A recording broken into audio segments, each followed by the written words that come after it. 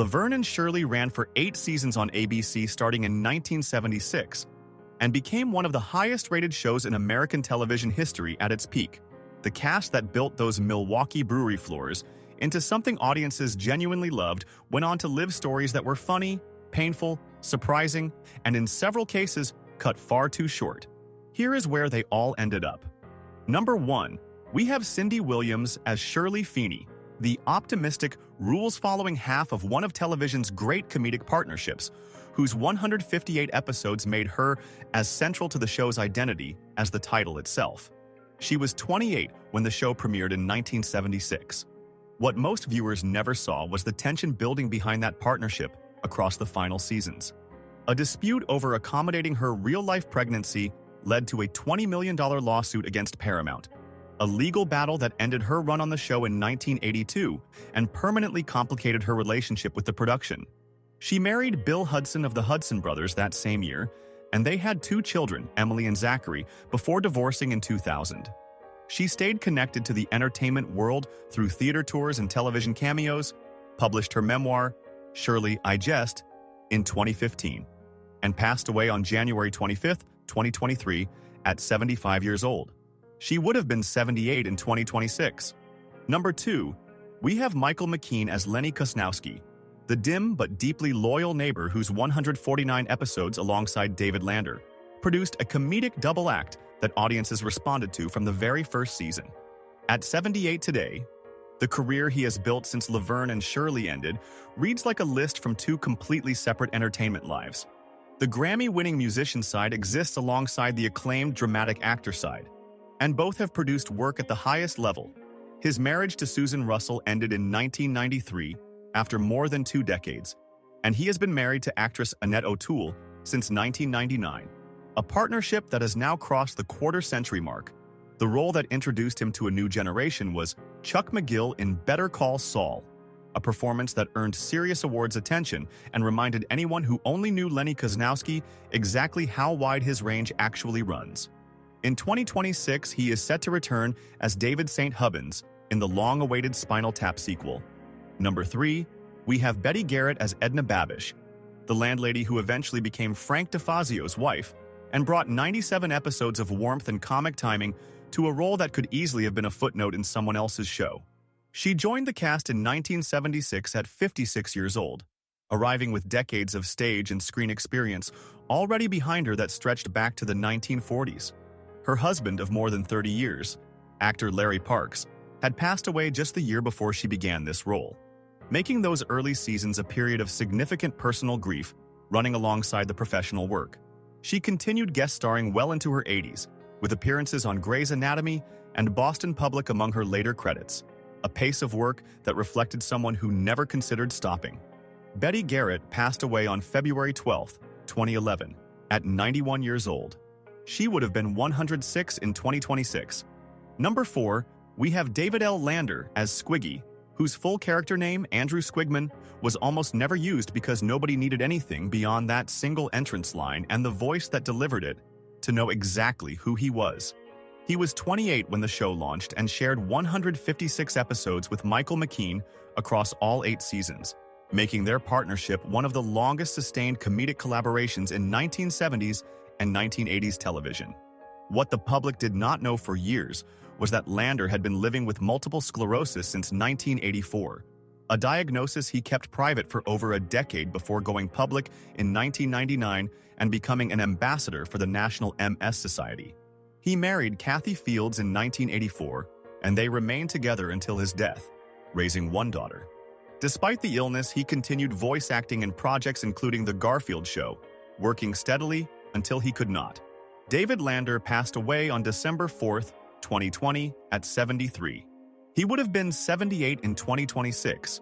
Number 5, we have Leslie Easterbrook as Rhonda Lee, the glamorous neighbor introduced in 1980, whose 51 episodes across the show's final 3 seasons gave Laverne and Shirley a new comedic dynamic to work against in their California chapter.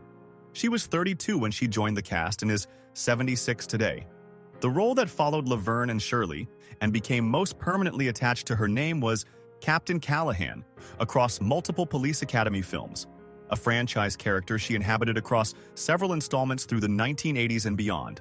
Her first marriage to Victor Holchak ended in 1988, and she later married MASH writer Dan Wilcox, who passed away in 2024 after a long partnership. She has stayed active in theater in the years since, and recently joined the board of the National Law Enforcement Officers Memorial Fund, a commitment that runs alongside rather than instead of continued performing work. Number 6, we have Eddie Mecca as Carmine Ragusa, the singing, dancing, lovable, aspiring entertainer, known to everyone in the show's Milwaukee universe as the Big Ragu, whose 150 episodes across all 8 seasons made him one of the most consistent presences in the entire cast. He was just 23 when the show premiered, younger than almost everyone else in the regular cast, and brought a theatrical energy to every scene that reflected genuine stage training. Tony nominations marked his theater career alongside the television work, and he continued touring with Broadway productions and making guest appearances after Laverne and Shirley ended. His first marriage to actress Delee Lively lasted from 1983 to 1992, and he later married Yvonne Grace in 1994, a partnership that lasted until his death and produced one daughter. Eddie Mecca passed away on November 27, 2021, at 69 years old. He would have been 73 in 2026.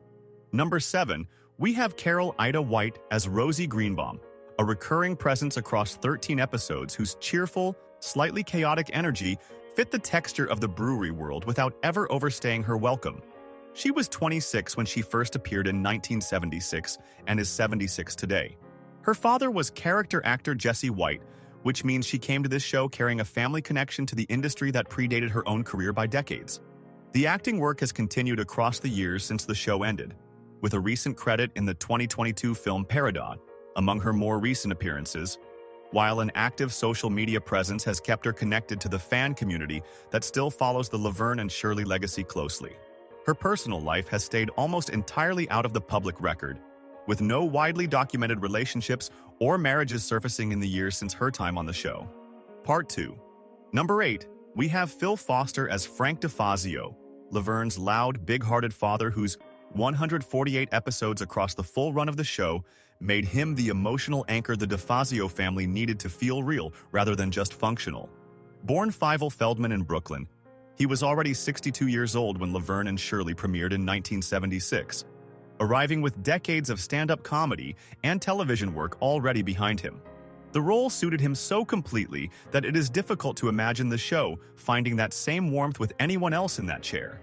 After the finale in 1983, he kept performing, guest starring on series like The Love Boat, and running a workshop for young performers he called The Foster Children, a project that reflected how seriously he took the craft even in his final years.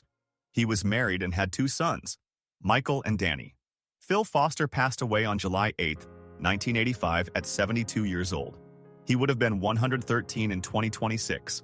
Number 9, we have Lynn Marie Stewart as Barbara Tedesco, a recurring presence across 7 episodes, whose appearances across multiple seasons gave her an unusually long connection to the show for someone working outside the main cast. She was 29 when she first appeared in 1977 and passed away on February 21, 2025, at 78 years old, making her loss one of the most recent among the extended Laverne and Shirley family. She never married and had no children, but her personal life held one of the entertainment world's more quietly beautiful long-term friendships. Her decades-long closeness with Paul Reubens, the man behind Pee Wee Herman, was a bond that lasted until his death in 2023, barely 2 years before her own. She spent years as a beloved recurring presence on It's Always Sunny in Philadelphia as Charlie's mother, Bonnie Kelly, and finished filming her final movie, The Dink, shortly before she passed. She would have been 79 in 2026. Number 10, we have Ed Marinaro as Sonny St. Jacques, the romantic interest who appeared across 11 episodes during the show's California seasons, and brought a different kind of energy to storylines that needed someone convincing enough to genuinely turn Laverne's head. He was 30 when he joined the cast in 1980, and is 76 today. What most Laverne and Shirley viewers likely did not know was that before television found him, he had been a professional NFL running back, finishing his college career at Cornell as one of the most decorated rushers in the country before his pro career gave way to acting entirely. His longest sustained role came as Officer Joe Coffey across multiple seasons of Hill Street Blues, a character that suited the same physical authority he brought to every part he played. He married Tracy York in 2001, and they have one son together, a settled chapter that followed a career built across two completely different professional worlds. Number 11.